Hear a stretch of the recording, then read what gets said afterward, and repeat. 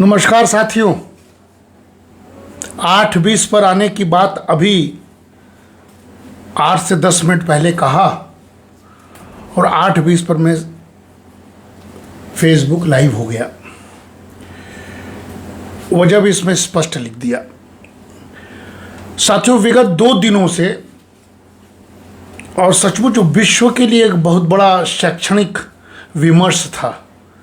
भारत के दृष्टि से भी महत्वपूर्ण था, विश्व की दृष्टि से महत्वपूर्ण था। हम कोशिश किए, हम दोनों दिन पूरा हमने उस विमर्श को सुना और आज मैं बात कर रहा हूं साथियों राष्ट्रीय स्वयंसेवक के शताब्दी वर्ष पर। उसके पूर्व संघ प्रमुख डॉक्टर मोहन भागवत जी के 2 दिनों के विस्तृत व्याख्यान।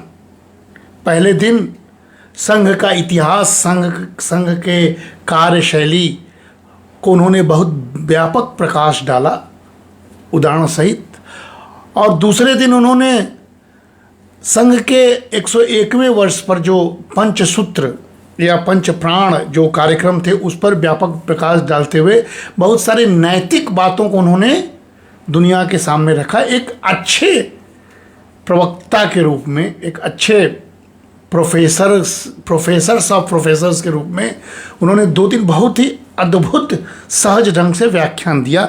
एक शिक्षक के नाते मुझे वो व्याख्यान इसलिए अच्छा लगा कि उसमें बोलने का तरीका, सहजता, कंटेंट्स और दृढ़ता, ये सीखना चाहिए। हम लोग भी विद्यार्थियों से कहते हैं कि ये ट्रेनिंग का पार्ट है। और शायद संघ प्रमुख जो इस पूरे राष्ट्रीय स्वयंसेवक 100 वर्षों के इतिहास का एक बड़े संगठन के प्रमुख हैं, कितने तप कर 50-60 वर्षों में यहाँ पहुँचे होंगे, तो उनसे हम लोग सीखने के अलावा और कुछ कर भी नहीं सकते हैं। ये लग रहा था उनके 2 दिन के भाषण में।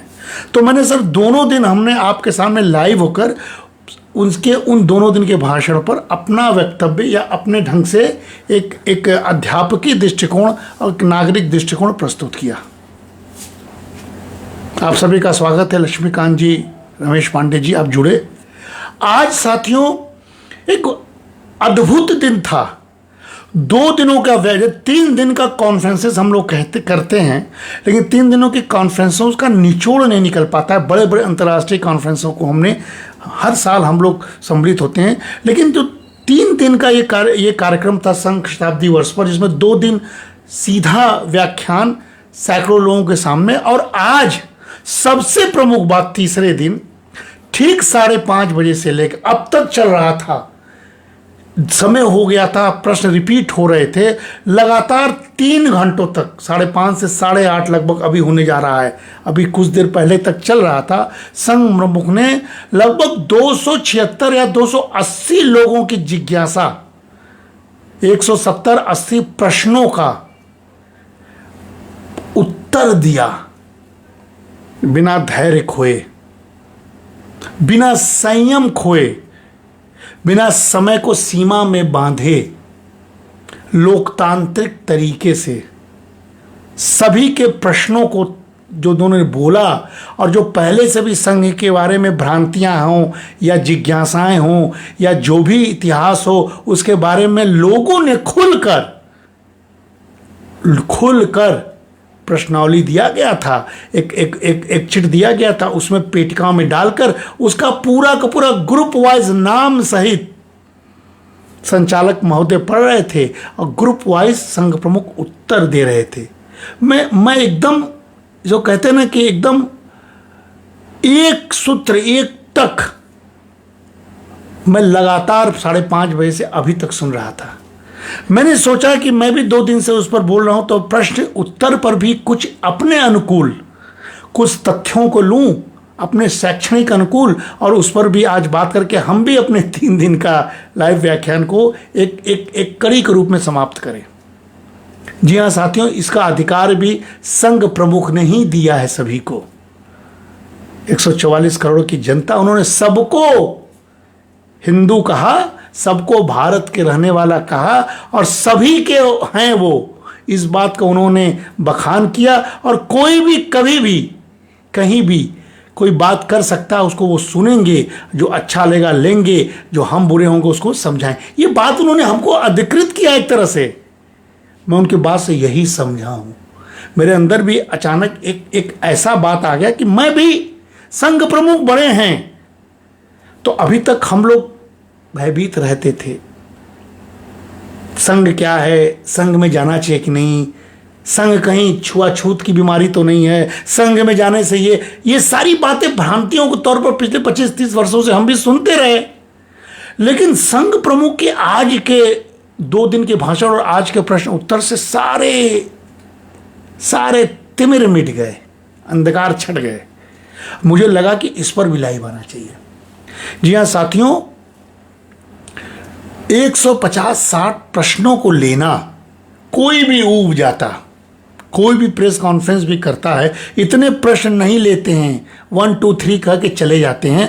और लेकिन व्यापकता देखिए, संगठन कैसे खड़ा होता है, संगठन की मजबूती किसमें दिखती है, संगठन क्यों मजबूत है, और संगठन कैसे बनाया जाता है, उसके मुखिया कैसा होना चाहिए, मुखिया मुखसो चाहिए, खान पान चौं और ये दिखा आज। एकदम धैर्य खोए बिना संघ प्रमुख 3 घंटे तक कुर्सी पर बैठकर शांत मुद्रा में एक से कठिन प्रश्नों को सुना, जिस प्रश्नों के बारे में बड़े बड़े राजनीतिक दल, बड़े बड़े नेता, बड़े बड़े उद्योगपति, बड़े बड़े विद्वज्जन उसको नकार देते हैं, अनसुना करके भाग जाते हैं। संघ प्रमुख एक भी प्रश्न से नहीं भागे। ये उनका आदर हम करते हैं, उनको प्रणाम करते हैं और सचमुच गौरवान्वित होते हैं कि ऐसा संघ हमारे राष्ट्र का संघ है, हमारे देश का संघ है, जो कि विश्व को वास्तव में दिशा दे सकता है, बिना कोई अहम, बिना कोई वहम, बिना कोई लाग लपेट के बेबाक तरीके से ऐसे ऐसे प्रश्नों का उत्तर। प्रश्न क्या थे?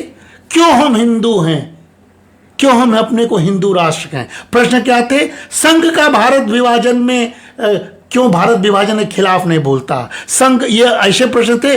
संघ क्या आज़ादी की लड़ाई में लड़ा है कि नहीं, उसका योगदान क्या, संघ के लोगों ने क्या माफी मांगा, आरक्षण होना चाहिए कि नहीं, संघ की क्या बात है, और घुसपैठियों पर क्या कहना है, शासन पर क्या कहना है, मुसलमानों के लिए संघ क्या सोचता है, क्या हिंदू मुसलमान होने चाहिए, क्या मंदिरों में सबको जाने का अधिकार है, क्या दलित महिला पर अत्याचार हो तो संघ क्यों नहीं बोलता है।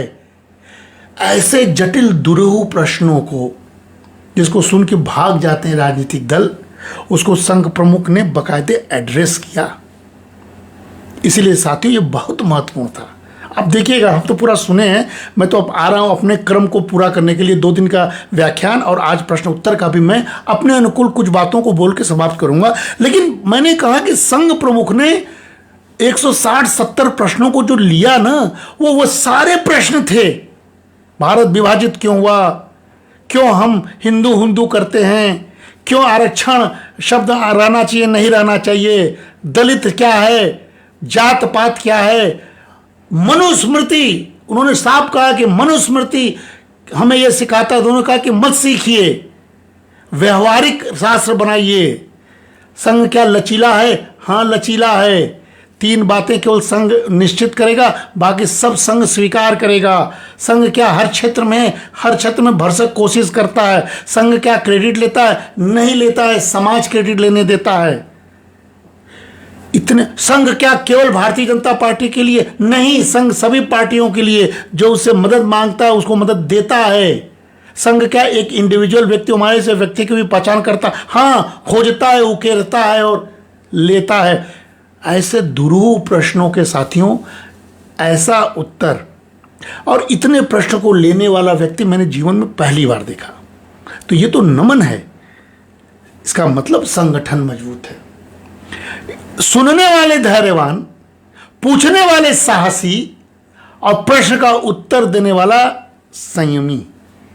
यही दृश्य लोकतंत्र में चाहिए हमें।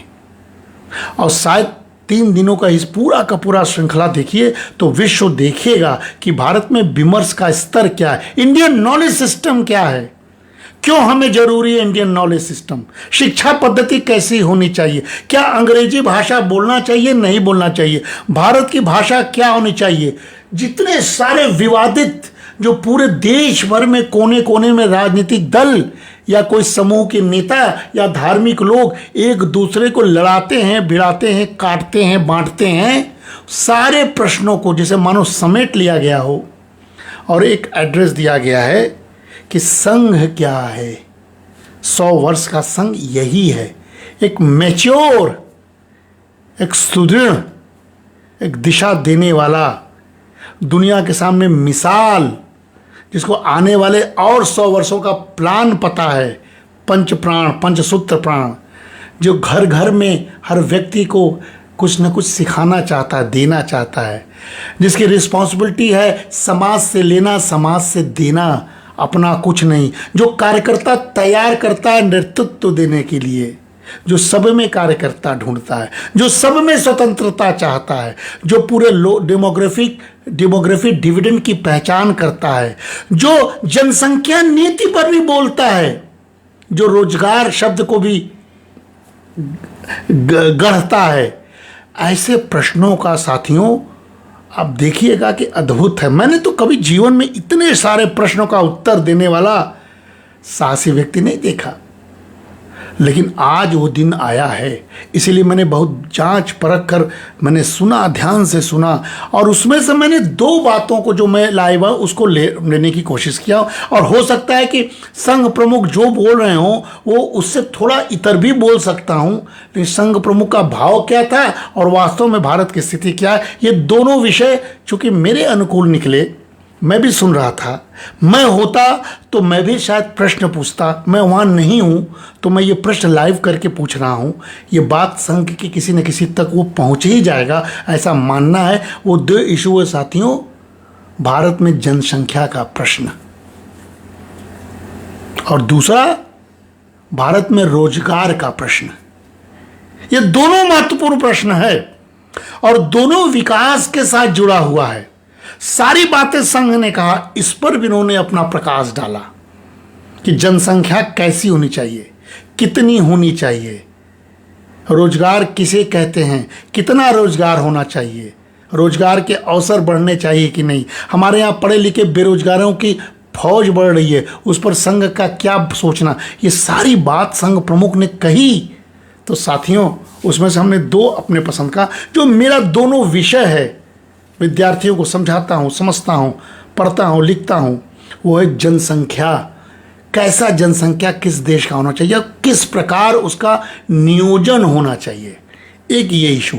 दूसरा एम्प्लॉयमेंट, कौन लोग सामाजिक पूंजी बन पाएंगे, कौन मानवीय पूंजी बन पाएगा, यूथ कब प्रोडक्टिव होगा। ये सब बात सिलेबस बेस्ड है, हम उसको भारत के संदर्भ में पढ़ते हैं, पढ़ाते हैं और एक संदेश देते हैं। संघ प्रमुख ने जो भी बोला, लेकिन 2 बातों को भी उन्होंने एड्रेस, उन बातों को मैं साथियों, भारत में जनसंख्या का प्रश्न क्या है, इस पर मैं थोड़ा लाइव हूँगा।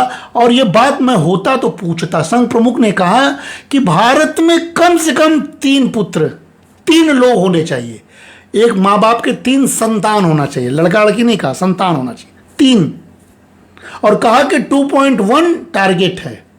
तो उन्होंने कहा कि 2 होता है, 0.1 जनसंख्या में नहीं होता है, इसलिए 2.1 मतलब 3, और 3 होना ही चाहिए। उन्होंने कहा कि मेडिकली डॉक्टर ने, उन्होंने वैज्ञानिकों ने बताया कि इससे माँ बाप स्वस्थ होते हैं और आपस में सद्भावना बनी रहती है, परिवार बचा रहता है, इसलिए 3 होना चाहिए।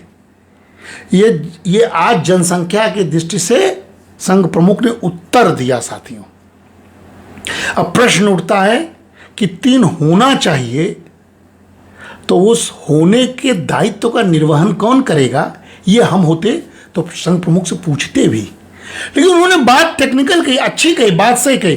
क्योंकि हम लोग जब डेमोग्राफिक ट्रांजिशन थ्योरी पढ़ाते हैं, आज ही पढ़ा के आए थे बच्चों को, तो उन्होंने कहा कि फेजेस होते हैं,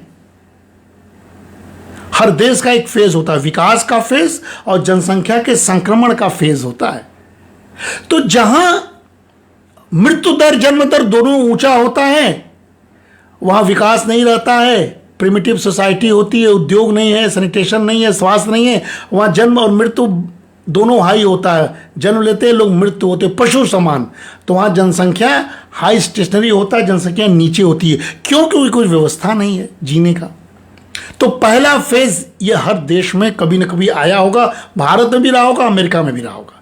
सेकेंड फेज जब हम विकास करने लगते हैं, कृषि उन्नत, खाना उन्नत, स्वास्थ्य सेवा, तो सबसे पहले मृत्यु दर पर कंट्रोल करते हैं। जन्म दर वैसे ही रहता है, क्योंकि मृत्यु ज़्यादा खराब है, जन्म खराब नहीं है। मृत्यु, डिजीज, ये सारे पैरामीटर्स हो सकते हैं अर्ध विकास के। तो हम लोग कहते हैं कि जन्म तो वही हुआ, मृत्यु पर कंट्रोल हुआ। तो अगर जन्म वही है, मृत्यु कंट्रोल हो गया, तो जनसंख्या बढ़ेगी। ये दूसरा स्टेज होता है, इसको बोलते हैं अर्ली एक्सपेंडिंग, प्रारंभिक विस्तार। जनसंख्या धीरे से बढ़ती है। और तीसरा स्टेज होता है, दुनिया में हर जगह, भारत तीसरे स्टेज को पार करके आगे बढ़ रहा है। वहीं संघ प्रमुख ने कहा है, जहां पर अब उद्योगीकरण हो गया, टेक्निक बढ़ गया, महिलाएं सशक्त हो गई, विकास हो गया, अर्बनाइजेशन हो गया, मृत्यु दर भी कंट्रोल है, तो जन्म दर भी कंट्रोल होने लगा। और ऐसे में जन्म दर नीचे आने लगा और मृत्यु दर तो नीचे आ ही रहा है। तो ये दर, जनसंख्या लेट एक्सपेंडिंग, यानी बढ़ेगी लेकिन धीमी गति से बढ़ेगी। भारत उसी में आ गया है, रिप्लेसमेंट लेवल की उसी अवस्था में आ गया। चौथा है साथियों, विकसित देशों का, जहां choice between car and child, marriage and prosperity, वहाँ पर क्या होता है कि जन्म दर और कम होता, विवाह नहीं होता, अर्बनाइजेशन का क्षेत्र है, लोग उन्नत जीवन जीना चाहते हैं, मृत्यु दर और कम हो गया, जन्म दर और कम हो गया। ऐसे में जनसंख्या कम हो जाती है। और पांचवा स्टेज भी है, जो दुनिया, जर्मनी और बहुत सारे छोटे छोटे देश यूरोप में है, वो जो है लो स्टेशनरी, यानी वहां जन्म दर मृत्यु दर से भी कम हो गया। मृत्यु तो तय है, जन्म ही नहीं हो रहा है, शादी नहीं हो रहा, विवाह नहीं हो रहा, इनफर्टिलिटी हो रही है। अब देखिए लोलारक कुंड, आज काशी में लोलारक छठ का मेला होता है, और संतानों के लिए होता है। इनफर्टिलिटी डिजीज हो गया, रहन सहन, लेट मैरिज से इनफर्टिलिटी भी हो रहा है। तो दुनिया में विकास का ये भी चरम है, जहां जन्म नहीं होगा, मृत्यु तय है, वहां जनसंख्या शून्य हो जाएगी, जीरो हो जाएगा। तो सबसे पहला, सबसे अंत, दोनों ही खराब स्थिति है। संघ प्रमुख यही कहना चाहते थे, लेकिन उन्होंने कहा कि 3 कम से कम होना चाहिए। उस 3 में विवाद हो सकता है, उस 3 में विभेद हो सकता है। और एक अर्थशास्त्र के विद्यार्थी के रूप में, इस पेपर को पढ़ाने के रूप में, मैं इसी पर थोड़ा बात करना चाहूँगा कि भारत की जनसंख्या कैसी होनी चाहिए। हम 1.44 अरब 144 करोड़ के देश हो गए हैं, सबसे अधिक जनसंख्या वाले देश हैं, जिसमें अधिकांश युवा हैं। 28 वर्ष हमारी एवरेज एज हो गई है, जिसको हम लोग जनसांख्यिकीय लाभांश कहते हैं, डिविडेंड कहते हैं। किंतु इतनी बड़ी जनसंख्या के लिए क्या दबाव नहीं बनेगा? दबाव कहां? भारत माता पर, भूमि। दबाव कहां? जल। दबाव कहां? पर्यावरण। दबाव कहां? संसाधनों पर। दबाव पड़ेगा कि नहीं, यह भी विचार साथ साथ चलते रहना चाहिए। ये इस बात मेरे मन में प्रश्न है, क्योंकि मैं जानता हूं कि अति जनसंख्या लोकतंत्र की दृष्टि से पॉलिटिकली तो ठीक है, मिलिटरली भी ठीक है, कल्चरली भी ठीक हो सकता है, लेकिन इकोनॉमिकली, इकोनॉमिक की दृष्टि से हमको सोचना पड़ेगा कि संसाधन हैं क्या।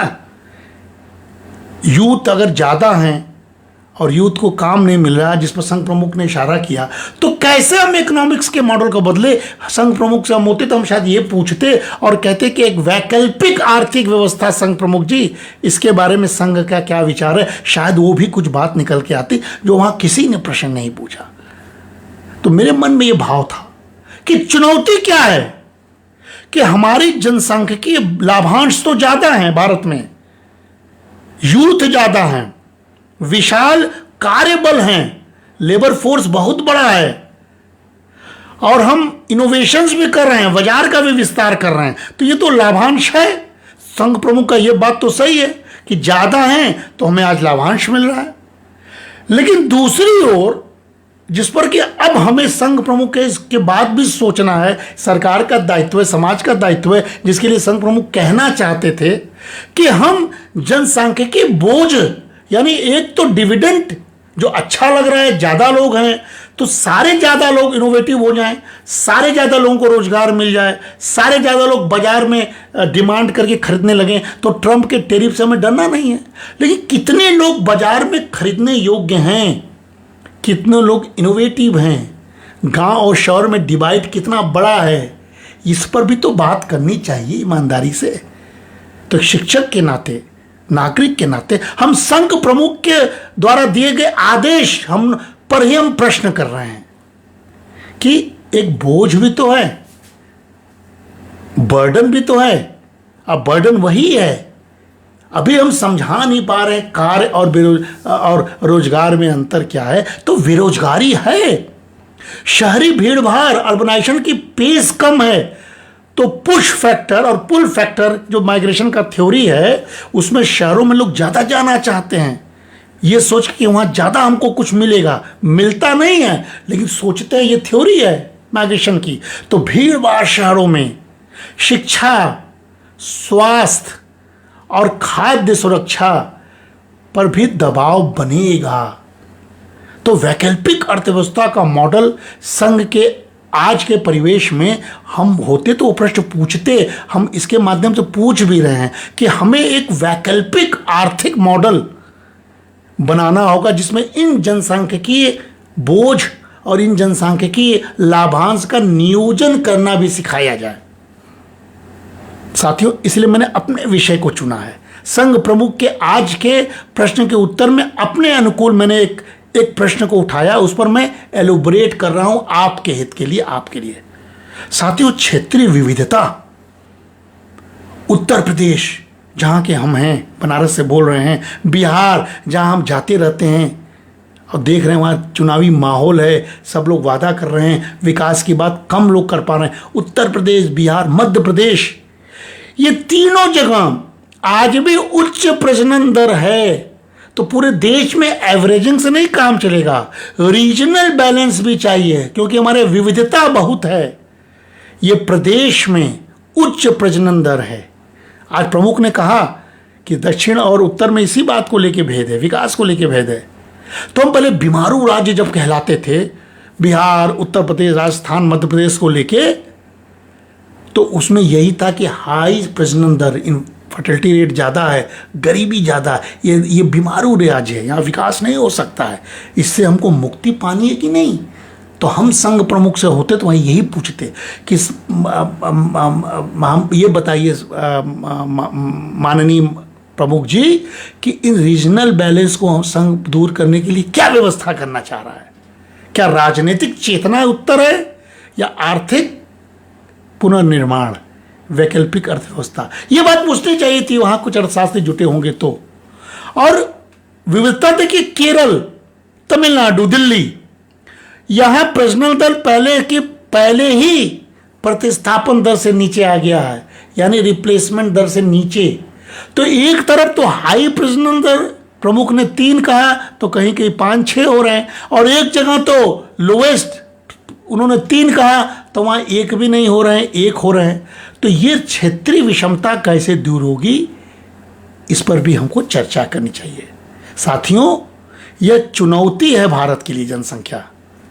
यह केवल संख्या घटाने और बढ़ाने की बात नहीं है, संघ प्रमुख भी इसकी बात घटाने बढ़ाने की नहीं कर रहे थे, बल्कि जनसंख्या को संसाधनों, कौशल और स्थिरता के साथ संतुलित कैसे किया जाए, ये बात संघ के विचारों में भी आना ही होगा, ये संघ के पॉलिसी में आना ही होगा। सरकार को सुनना ही चाहिए कि जनसंख्या का एक व्यापक नीति कब बनाएंगे।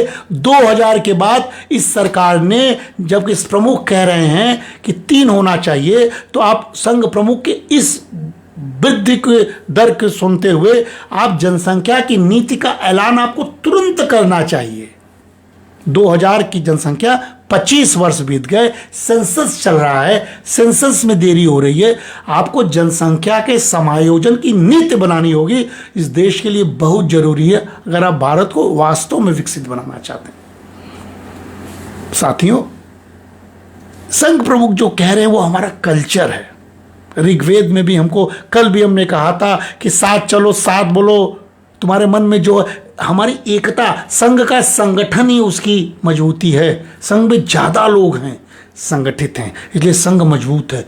उसका कुछ नहीं कोई बिगाड़ पाया, न बिगाड़ पाएगा। बेबाकी से संघ प्रमुख ने उसका उत्तर दिया, संगच्छध्वम समध्वम समो मनांसि जानताम। ये वेद में कहा गया, इसके आधार पर संघ प्रमुख शायद जनसंख्या की वृद्धि की बात करते हैं, क्योंकि अथर्ववेद में कहा गया था। और इंडियन नॉलेज सिस्टम के बारे में उन्होंने कहा कि इसको हम लोग को बार बार रिपीट करना चाहिए, जो हमारे प्रार्थना में भी है, लेकिन देश की जनता को भी जानना चाहिए। क्योंकि अथर्ववेद में क्या कहा गया था? बहुपुत्रा श्याम बहुव्राहा श्याम, बहुपुत्रा श्याम बहुव्राहा श्याम।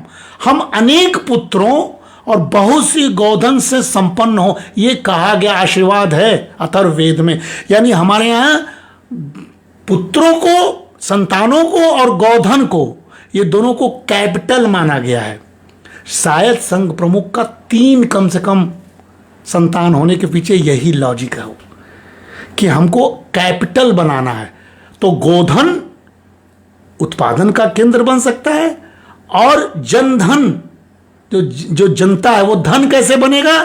तो उसी को हम लोग कहते हैं ह्यूमन कैपिटल बनाना चाहिए।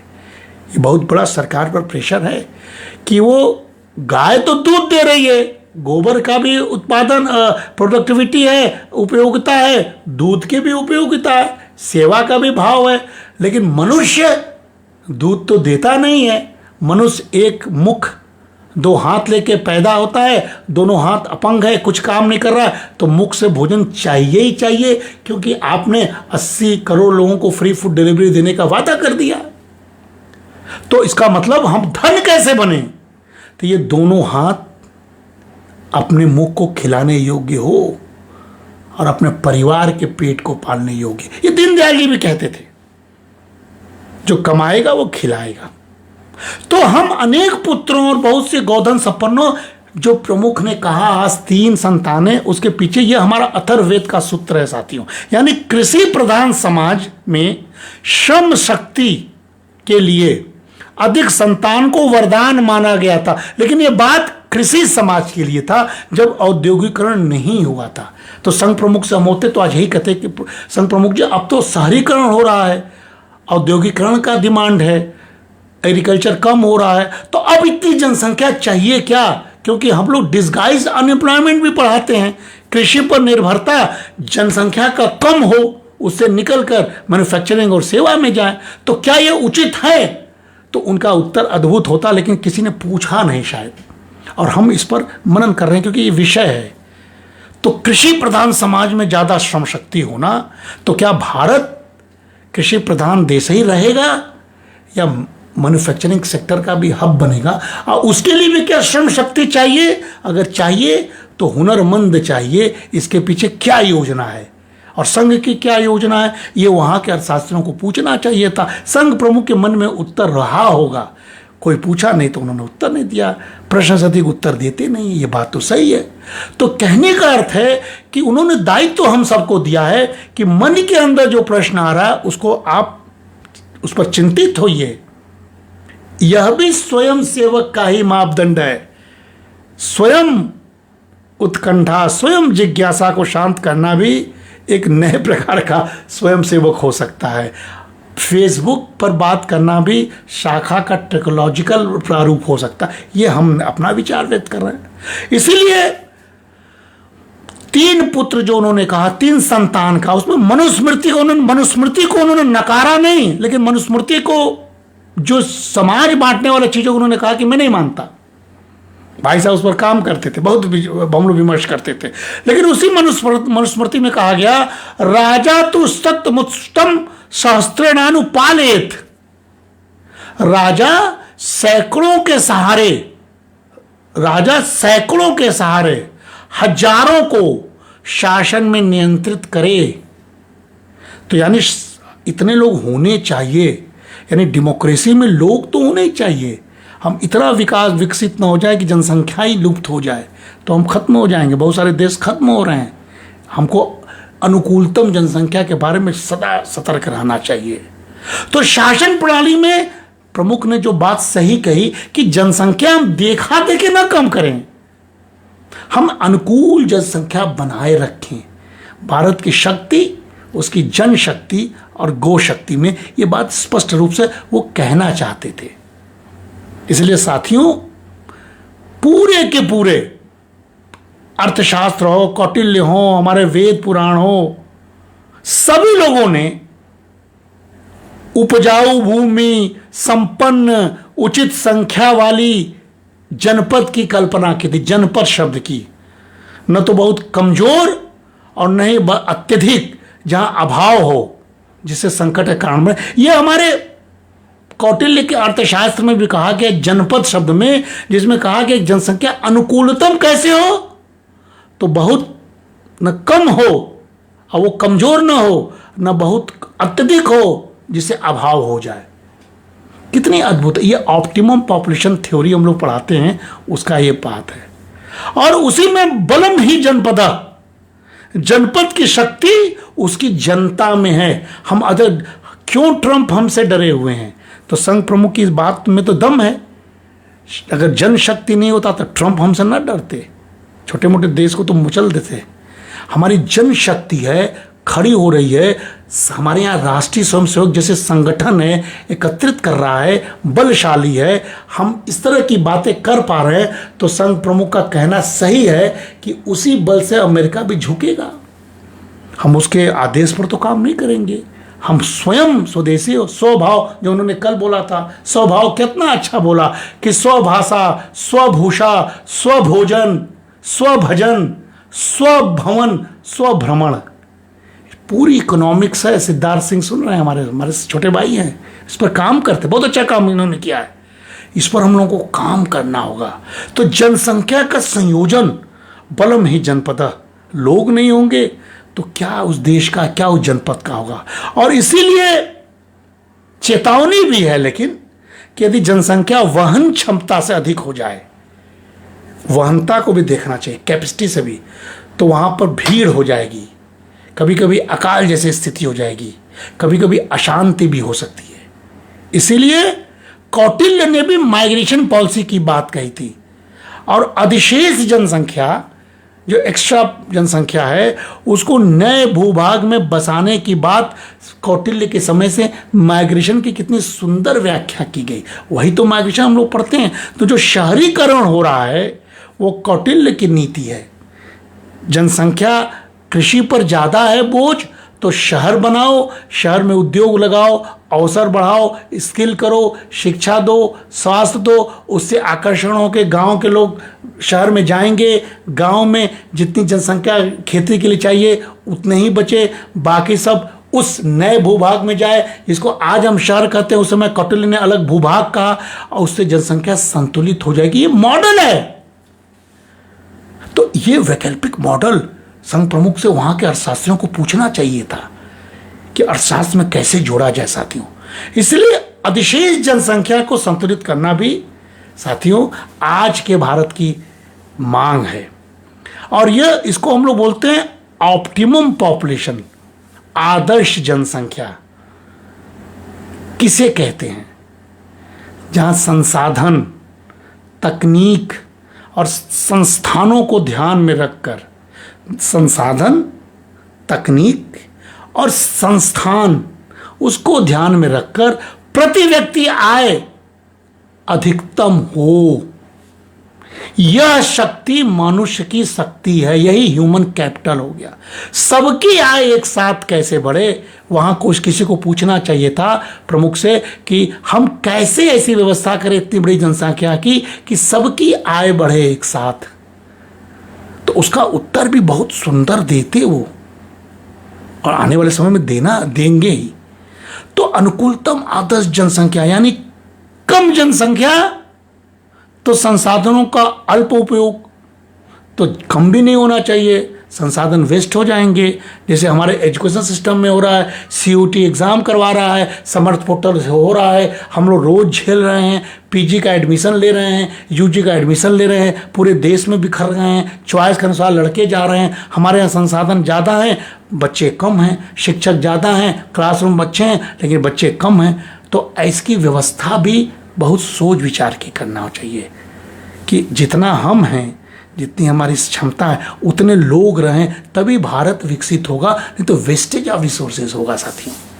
तो कम जनसंख्या, संसाधनों का अल्प उपयोग होगा, और अधिक जनसंख्या वो भी नहीं होना चाहिए, तो उससे घटते प्रतिफल घटेगा, बेरोजगारी बढ़ेगी, गरीबी बढ़ेगी। तो भारत का जो स्थिति है साथियों, जो हम लोग पढ़ाते हैं, पढ़ते हैं, अनुमान लगाते हैं कि विभिन्न इकोलॉजिकल या पारिस्थितिकी और शोध वगैरह करने के बाद जो कैरिंग कैपेसिटी एक शब्द होता है, गांधी जी कहते थे कि भारत के पास सभी को खिलाने के लिए संसाधन पर्याप्त हैं, सभी को, सभी जितने भी हो जाएं, लेकिन सभी के लोभ को पूरा करने की क्षमता नहीं है।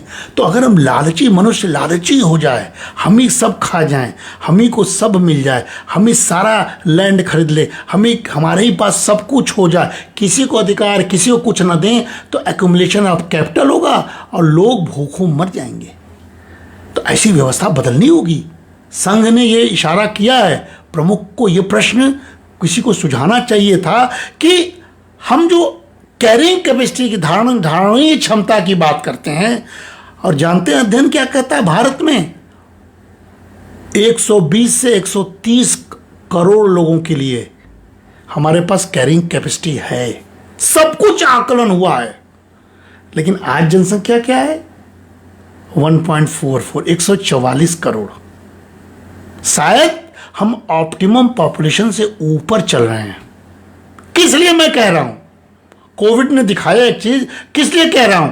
इसी नगवा क्षेत्र में जहां मैं आया था आज से 40-45 वर्ष पूर्व, तो यहां पर वाटर का लेवल 40 से 60 फीट था, स्वच्छ जल मिलता था।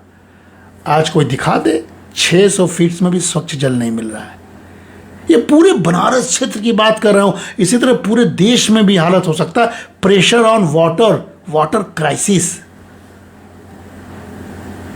जल का संकट, और जल ही जीवन है। तो 120 से 130 करोड़ की क्षमता है और 144 करोड़ हो गए। उसके बाद संघ प्रमुख ने कहा कि 3 होने चाहिए। तो इस विवेकपूर्ण निर्णय को हम कैसे संयोजित करें, उसके लिए सरकार को तुरंत सतर्क होना चाहिए और एक पॉपुलेशन पॉलिसी बनाना चाहिए। इन सब विषयों पर बात करनी चाहिए। आदर्श जनसंख्या कैसे हो साथियों?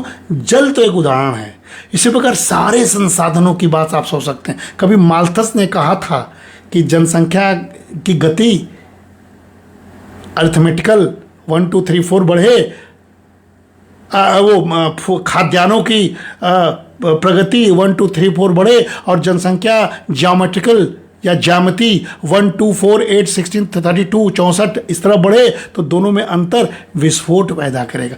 उस समय केवल खाद्यान्न की बात की थी। आज सारे संसाधन सबको चाहिए, बिजली, पानी, मकान, जमीन, डाटा और सारी सुविधाएं सबको चाहिए, शिक्षा, स्वास्थ्य। क्या हम दे पा रहे हैं? ये सोचने वाली बात है। इसलिए जल और फिर रोजगार और इसके अलावा इकोलॉजिकल प्रेशर, ये तीनों ही अब भारत में ऑप्टिमम से हम ऊपर चल रहे हैं। ये एक विचारणीय प्रश्न होना चाहिए, ये प्रश्न प्रमुख के सामने उठना चाहिए था। साथियों, सुझाव क्या हो सकता है? हम 3 उन्होंने कहा, तो 2.1 से उन्होंने 3 कहा, और कहा कि गणित में 2.1 तो 2 ही रहता है, लेकिन जनसंख्या में 0.1 का कोई वैल्यू नहीं है। अगर 0.1 कह दिया यानी 3, तो भारत में सही है, 2.1 ठीक है। किसी को 3, किसी को 2, किसी को 1, ऐसे करते हुए एवरेजिंग 2.1 है। लेकिन इसका यह मतलब है कि कम से कम इतने रेट होने चाहिए स्थिरीकरण के लिए। दो संतान का आदर्श स्वैच्छिक रूप से हमें प्रोत्साहित करना ही होगा। तो उन्होंने 3 कहा, उस पर डिबेट हो सकता है, हम तो कम से कम 2 ही कहेंगे क्योंकि उस नीति को पढ़ाते हैं। उच्च प्रजनन वाले राज्यों में, हाई फर्टिलिटी स्टेट्स में परिवार नियोजन को और सशक्त बनाना होगा, नहीं तो बिहार उत्तर प्रदेश बिछड़े के पिछड़े रह जाएंगे। मानव पूंजी पर बल देना होगा। संघ प्रमुख ने 3 कहा, अगर 3 कहा तो बहुत अच्छी बात है, लेकिन उसको कैपिटल कैसे बनाए ये भी सोचना ही पड़ेगा। केवल बच्चे पैदा करने से सशस्त्र शस्त्र नहीं हो पाएगा, हमको कैसे बनाना होगा इस पर भी हमें मिलकर विचार करना होगा। तो मानव पूंजी पर बल, शिक्षा, कौशल, स्वास्थ्य पर निवेश, ये बढ़ नहीं रहा है। जीडीपी का रेशियो 4 और 6 होना चाहिए, एजुकेशन हेल्थ में नहीं हो पा रहा है, एक गैप बढ़ता जा रहा है। तो कैसे हम आने वाले समय में अगर 3 होंगे तो हम कैसे सबको शिक्षित, सबको कौशल और सबको स्वास्थ्य दे पाएंगे, ये भी चिंता का विषय होना ही चाहिए। इस पर भी डिबेट होना चाहिए। यानी संख्या नहीं, सिर्फ गुणवत्ता भी बढ़े। Not only numbers, not only quantity, quality should also be increased. ये होना चाहिए कि नहीं? तो ये हमारे मन में था कि संघ प्रमुख की सारी बातें सुन, इस मुद्दे पर मुझे छू लिया क्योंकि मैं पढ़ाता हूँ, तो मुझे लगा ये भी डिबेट हो जाता, होना ही चाहिए। और इससे जो गुणवत्ता बढ़ने वाली बात करें उसमें सरकार को ध्यान देना होगा, खास करके संघ प्रमुख के आज के इस वक्तव्य के बाद। क्योंकि संस्कृत में कहा गया है, संस्कृत जन बलम, कौशल युक्त जनता ही वास्तविक शक्ति है। सुसंस्कृत और कौशल युक्त जनता ही वास्तविक शक्ति है, ये हमारे वेदों के विचार है। संस्कृत जन बलम, अगर वो संस्कृत कल्चरल हो जाएं, स्किल्ड हो जाएं, ऐसे सारे लोग, भारत के 144 करोड़ लोग वास्तव में सब एक ही अच्छा हो जाएं, तो ट्रंप जैसे 10 ट्रंप को हम लोग समेट लेंगे, अमेरिका जैसे 10 अमेरिका को हम लोग खरीद लेंगे। खरीदने का सेंस कि हम लोग व्यापार में बहुत आगे हो जाएंगे, आत्मनिर्भर तो बनेंगे ही। ट्रंप जैसे कई लोगों को हम लोग खरीद लगते हैं, इसका मतलब है कि हम लोग उसके इस सौदेबाजी से नहीं डरेंगे। लेकिन शर्त यह है कि सभी स्किल्ड और एजुकेटेड हों और सभी प्रोडक्टिव हो जाए। और क्षेत्रीय संतुलन, अधिक जनसंख्या वाले क्षेत्रों से अल्प जनसंख्या वाले क्षेत्रों की ओर प्रवास को हमें हमेशा प्रोत्साहन देना होगा। पुल फैक्टर बनाना होगा, पुश ढकेलना नहीं होगा, आकर्षित करने वाला फैक्टर बनाना होगा। बिहार अगर विकसित नहीं है तो बिहार को विकसित करने का सारा ताकत झोंकना चाहिए, लेकिन बिहार के लोग अगर जाएं तो स्किल्ड होके जाएं और अच्छी नौकरी पाएं, इसका भी प्रयास करना होगा। ये प्रोत्साहन का मामला है। इसलिए ग्रामीण अर्थव्यवस्था को हमें मजबूत बनाना होगा इस फार्मूला के तहत, ताकि हमारा जो श्रम बल है, जो लेबर फोर्स है, वो बहुत बोझिल ना बने, न शहरों पर बोझ बने। यहाँ पर अर्बन पॉवर्टी भी होता है, रूरल पॉवर्टी भी होता है, यहाँ झोपड़पट्टी होता है, वहाँ गरीबी होता है, दोनों में बहुत विशेष अंतर नहीं है साथियों। इसलिए ये सब बातें भी आज हमको उसमें से लिए हैं, और उसी से मैंने सोचा कि आज के प्रश्न उत्तर, बेबाक उत्तर पर हम भी अपनी बातों को कहें और कुछ बातों कह के साझा करके बात समाप्त करें। क्योंकि लाइव का मेरा 3 दिन का क्रम है, संघ प्रमुख से उत्साहित हुआ, सुना, पूरा समय दिया, आज प्रश्न उत्तर भी 3 घंटे सुना, समय दिया, तो मैंने उसका उद्गार अपनी भाषा में देकर मैं इसको पूरे दुनिया के सामने मैं भी कहूँगा कि भारत का जनता सुनती भी है, बोलती भी है, करती भी है साथियों। इसीलिए जो 3 की बात कही थी उसमें महिला सशक्तिकरण भी संघ के मुद्दे में आना चाहिए, ये सुझाव है। यानी महिला शिक्षा और रोजगार, ये दोनों ये जरूरी है। किसके लिए? प्रजननता के लिए, प्रजनन दर के लिए। तो ऑप्टिमम पॉपुलेशन, आदर्श पॉपुलेशन तब होगा जब एक महिला सशक्त होगी, उसको मालूम होगा कि हम इतने बच्चों को पाल सकते हैं, शिक्षा दे सकते हैं, स्वस्थ रख सकते हैं और स्वयं भी काम कर सकते हैं। इसीलिए कौटिल्य ने भी, गांधी जी ने भी महिलाओं को धर्म और सामाजिक अनुशासन की धूरी माना था। हमारे देश में महिलाओं की इज्जत थी, रही और रहेगी भी। इसलिए साथियों, तीसरा अंतिम बात कि जो इकोलॉजिकल बैलेंस है वो किसी से छिपा नहीं। इसलिए पर्यावरण भी संघ प्रमुख ने कल जो कहा था, पर्यावरण भी 5 सूत्र में एक बहुत बड़ा सूत्र है। उन्होंने प्लास्टिक को हटाने की बात कही, पेड़ लगाने की बात कही, यानी जल, वन, खाद्य सुरक्षा, ये तीनों ही जनसंख्या के साथ तालमेल बिठाए रखना होगा। जनसंख्या वृद्धि के साथ इसको समन्वित करना होगा। वैदिक सूत्र क्या है? पृथ्वी तत्व। पृथ्वी तत्व की बात वेद ने कही है। प्रकृति की सीमा का उल्लंघन नहीं होना चाहिए। हम ऑक्सीजन कैसे पाएं, हम गंगा को पवित्र कैसे रखें, सारे नदियों को स्वच्छ कैसे बनाएं, हम अपने पर्यावरण को कैसे ठीक रखें, हम हरित प्रदेश कैसे बनाएं, हरित देश कैसे बनाएं, पृथ्वी के तत्व, पृथ्वी में जो तत्व है, चाहे वो हवा का है, चाहे जो पंच तत्व है वो तत्व है, चित जल पावन गगन समीरा, ये तो हमारे तत्व हैं। ये कैसे सुरक्षित रहें, इसका उल्लंघन हम न करें, यह भी इसी नीति से। इसका अर्थ साथी यही है कि हमारे पुराने साहित्य, वैदिक साहित्य में, कृषि प्रधान युग में भी बहुसंतान को आदर्श माना गया। आदर्श तो है, किंतु कौटिल्य के आते आते उसे हम संतुलित जनसंख्या के रूप में आवश्यक बताए हैं। न अधिक न कम। यही ऑप्टिमम पॉपुलेशन के समर्थक हम भी हैं कि जितना जिसकी चादर है उतना ही फैलाए, जितना जिसकी कैपेसिटी है उतना ही वो संतान पैदा करे, बोझ न बने। इस फार्मूला के तहत शायद संघ प्रमुख का 3 वाली बात एवरेज में सेट हो जाएगा, जो वास्तव में 2.1 है। इसलिए साथियों, प्रश्न गूढ़ था, उत्तर बहुत सहज ढंग से उन्होंने दिया, आनंद आ गया।